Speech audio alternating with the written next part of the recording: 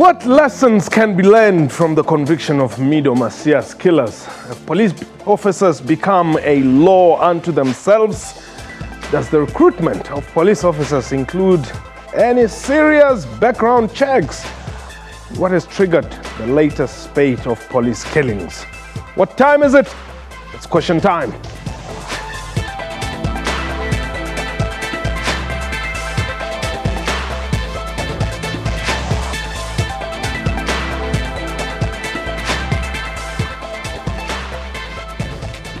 Hello and welcome to the show. My name is Mpho Sedu.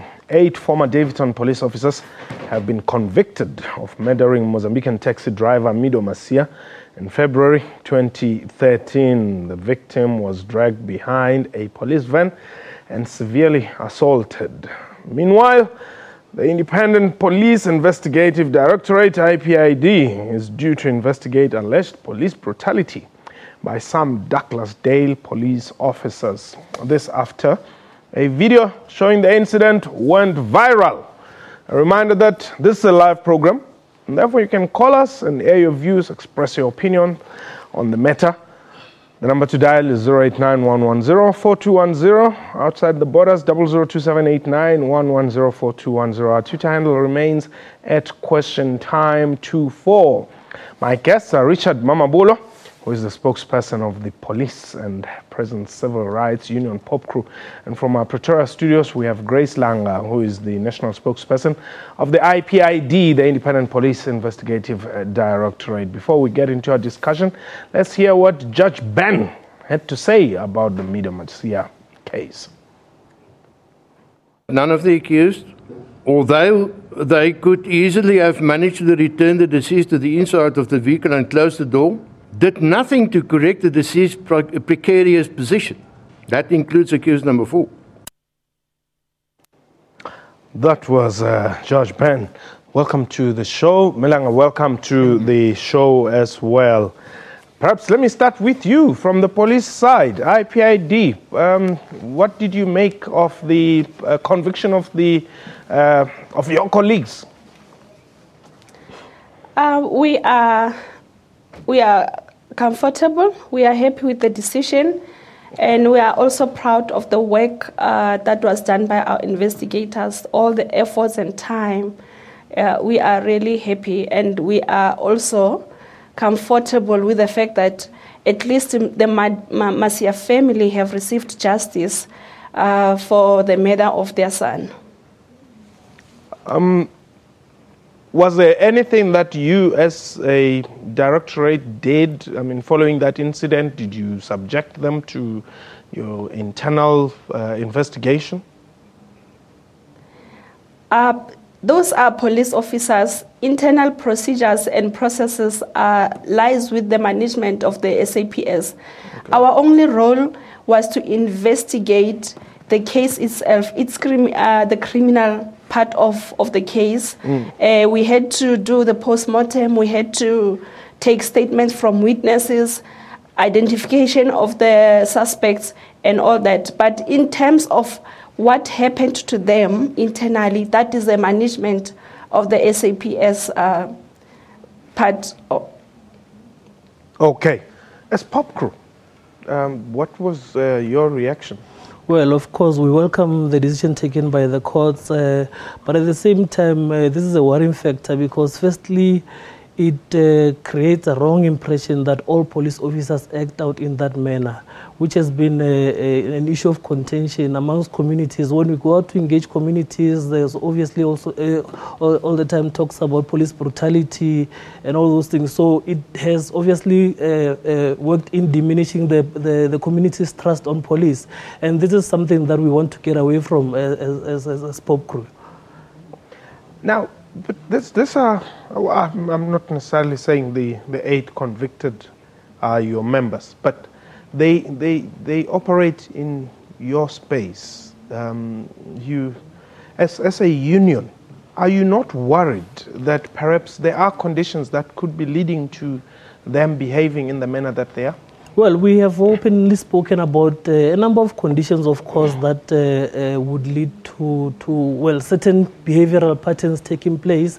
But of course, police brutality cannot be accepted in any form that it takes. It manifests itself. We have, of course, spoken about well, post-traumatic stress disorder, which is one of the challenges within the police themselves. So those are all the issues that we obviously advocate for. And of course, we are agreeing that to a certain extent, there needs to be agent help within the policing themselves. But for them to express it in the form of brutalizing the very same people they are supposed to protect is something that, as a union, we do not stand for and we do not believe in. And of course, I think we should obviously also note that it is very important to note this, that a majority of police officers in the country are committed to serving the people of South Africa. So they should not, because of one incident, well, it's unfortunate, this unfortunate incident that has happened, then cloud the entire policing as though it is incapable of doing its work, or rather not understanding its work. But of course, as Pop Crew, we feel that as much as there are solutions that need to be taken now as short-term steps in ensuring that we curb this brutality, and of course equally ensuring that the morals within the police is lifted, because the morale was low. Remember, just recently there were a lot of police killings that had taken place. In balancing that, you see, there needs to be certain actions that are taken, of course, with society, by the way. All right. Melanga, are the police becoming a law unto themselves? I wouldn't say that, because if I look at the case intake comparison on our site, in 2013 we received 6,728 complaints of criminality against the police, and in 2014 we received 5,745. The numbers are going down. It's just that the only one which increased from 50 to 78 is torture in 2013. So we just have to wait for the statistics of the financial year end 2014-2015, which will be released in September, to tell us as how far is the decrease, or if whether there's any increment in the states.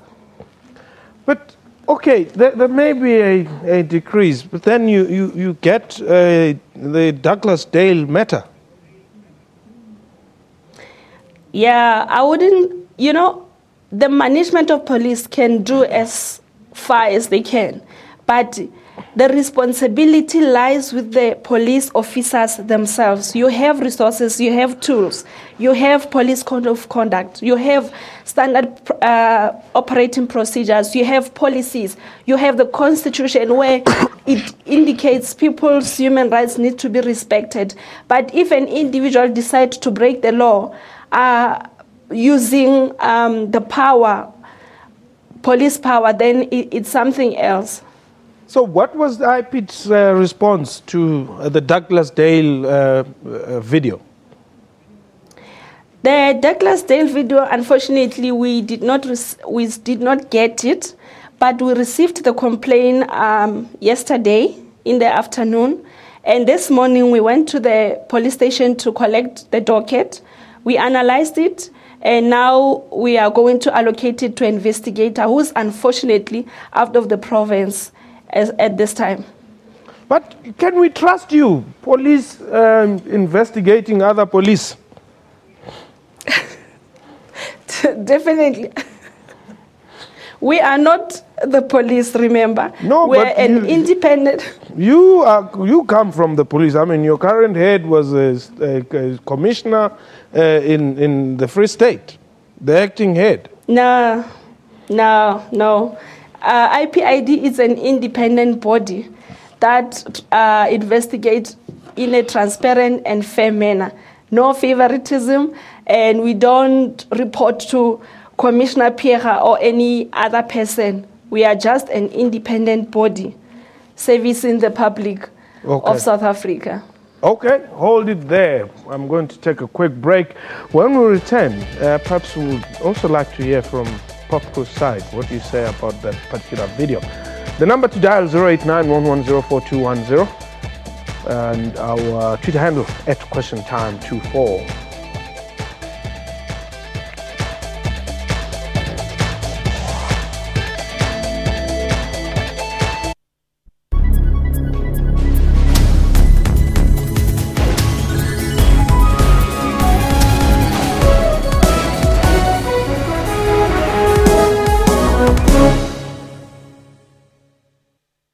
Hello, it's a favorite minister here. Yane, party is a very nice language because it was written by you, the people. Here's a good one. Try hard, an individual who tries against all odds. Hoi! Give me water! Lead the way with a bottle of Scottish Leader for $119.99 and help make party South Africa's 12th official language. Tops at Spa. Shake things up.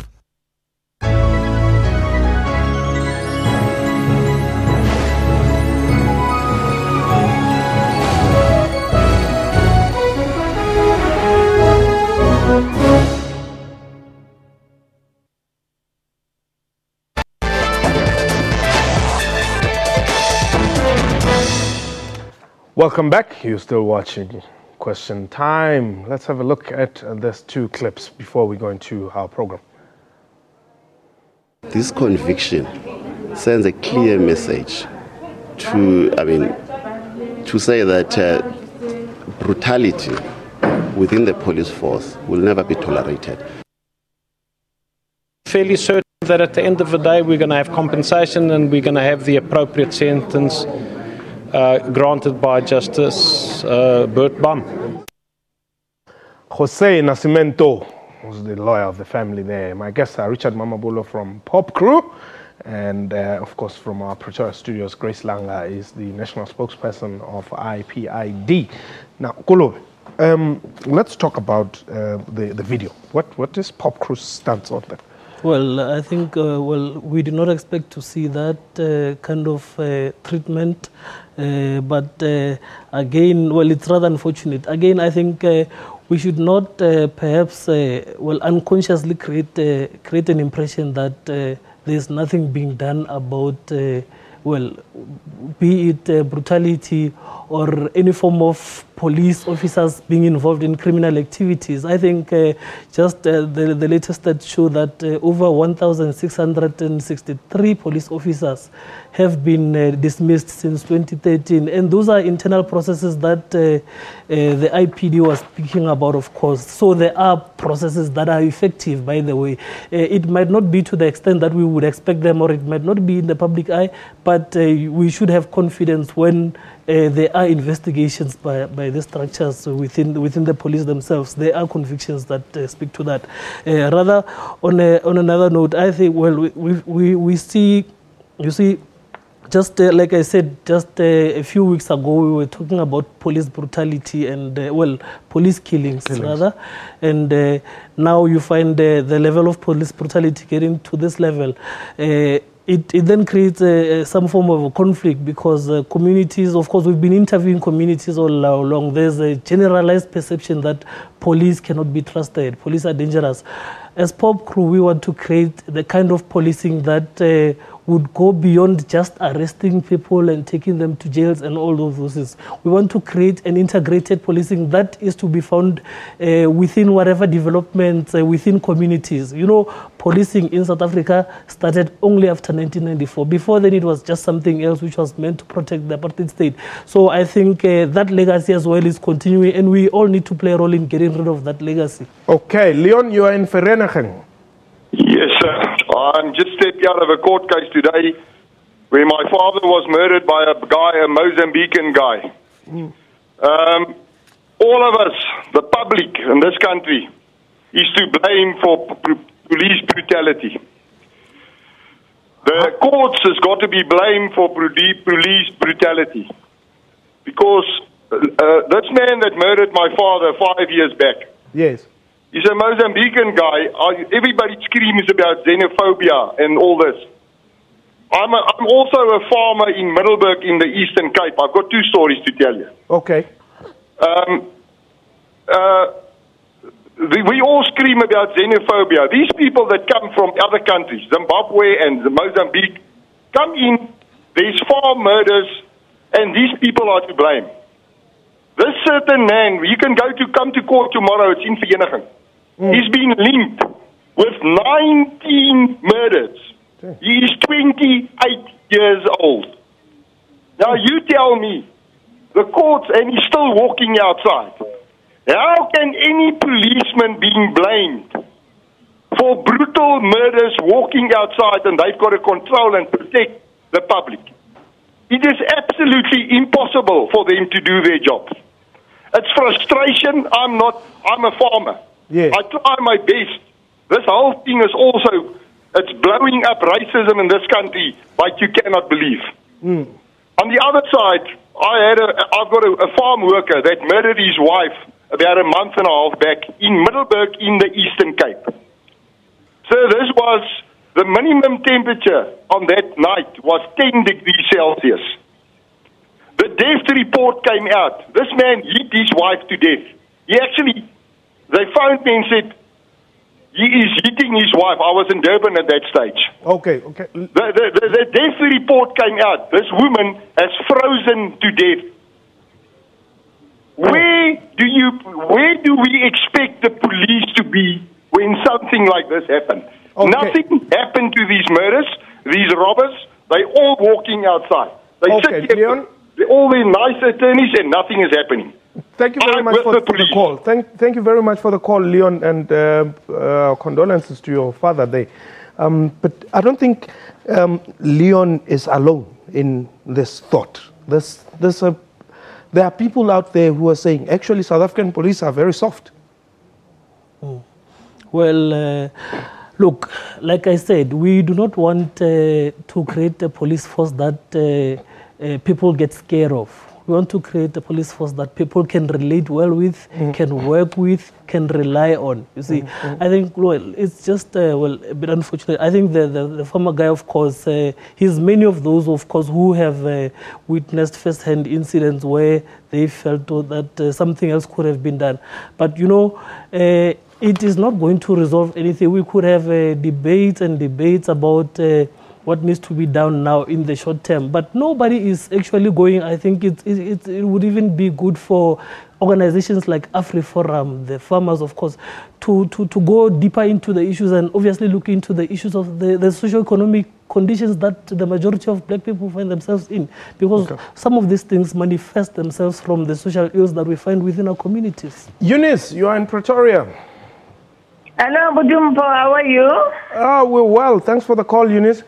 One thing is both the police and the community, somewhere we do wrong. But Gauteng province is a very wide province. I'm in the nursing section, but I can assure you we get assaulted at work. It's a wild province. So you don't, in a wild setup, you can react anyhow. So I don't blame the police because the police are always finding themselves in us, the community, that are carrying dangerous things and that are even killing them. So at the end of it all, as the community, we must get ourselves organized. Thank you. Thanks very much. Now, Melang, let's find out from you. I mean, as you sit and, prosecute these police officers who may have done wrong, what are the reasons they behave in this brutal fashion?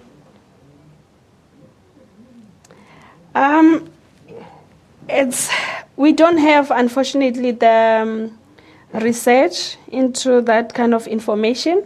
That information will lie with the Secretariat of Police. Yes. But like my colleague mentioned, it could be a lot of things. It could be stress, it could be pressure, it could be influence from the other, especially when people are in a group like the one of Macia.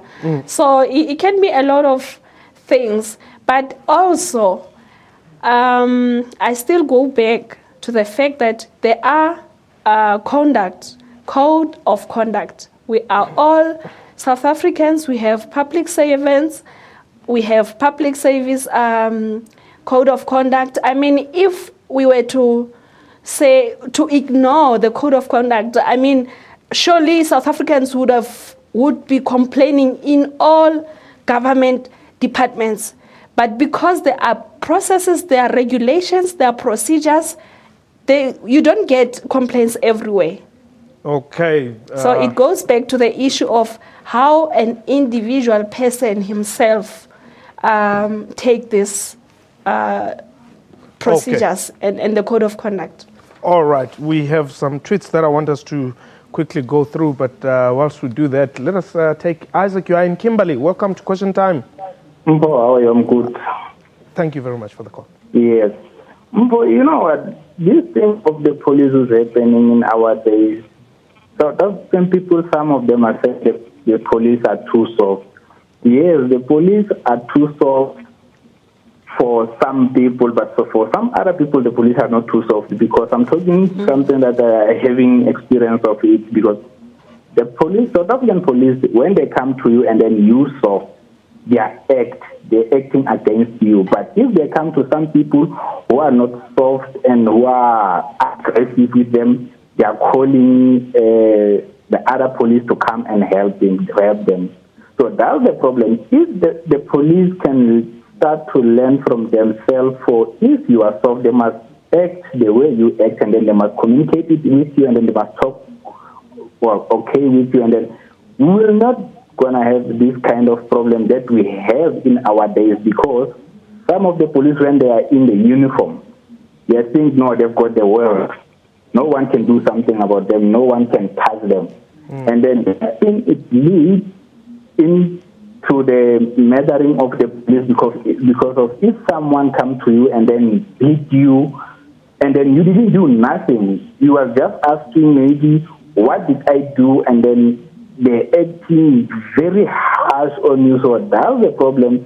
But often police, they must learn from themselves, for if you work with them all right, and then they must know how to work with you, and then they must know which people are corrupt, or if they didn't know which ones are corrupt, they must just learn for themselves. They must have a proper training for, if a person is like this person, how to speak with him, how to arrest him. Okay, thanks very much, Isaac in Kimberley. Thank you very much. Have a look at the tweets here, see what the viewers are saying. Tony Robetse says, police do as they like, taking the law into their own hands. People are not protected. People are fed up. And Smith Mdudu, police officers are also need to be healed from apartheid era like any other South African. And Mateko Masamola says, well, people like Tele militarize the service. Community police model is needed. Perhaps a very quick one, Melanga. Is it true? Is the police militarized? Currently, what Minister of Police usually mentions is that he thinks the SAP need to be professionalized, which means the issue of military might fall away in the future. But then I'm listening to some of your tweets and one of the callers. Yes, it is true. We have those police officials who are doing their job well. They respect people, and you have those ones which are just doing their own thing. But as well, we would like to also encourage our community members to also respect the police officials, because in some cases you get members of the community provoking the police, but then we're still not condoning brutality or assault, because they know exactly what they're supposed to do when a particular member of the community behave in a certain way. I think we need education, more education, both on the police side and on the public. Okay, Melanga, thank you very much. Kulove, thank you very much. Fortunately, we have run out of time. That was question time for today. A big thank you to my guest and to you for watching the show. From me and the rest of the crew, have yourself a wonderful time. Goodbye.